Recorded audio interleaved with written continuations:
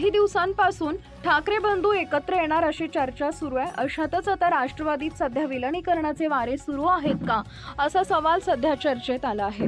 राष्ट्रवादी शरदचंद्र पवार पक्षातील एक गट अजित पवारांसोबत जाणार का अशा चर्चा सुरू झाल्यात। याला निमित्त ठरलंय शरद पवारांनी केलेलं मोठं वक्तव्य। इंग्रजी दैनिकाला दिलेल्या मुलाखतीत शरद पवारांनी हे वक्तव्य केलंय।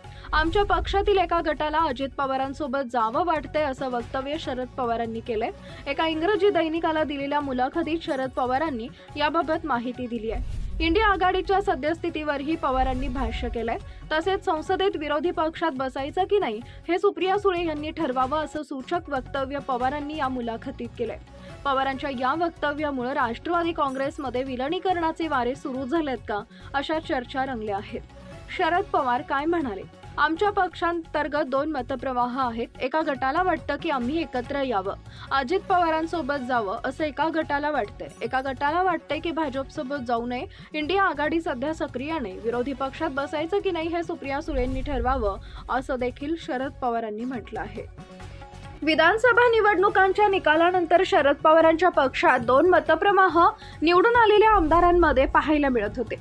अनेक आमदारांनी अजित पवारांसोबत जाण्याची इच्छा व्यक्त केली होती, पण या संदर्भात माध्यमांसमोर कोणतंही वक्तव्य केलं नव्हतं।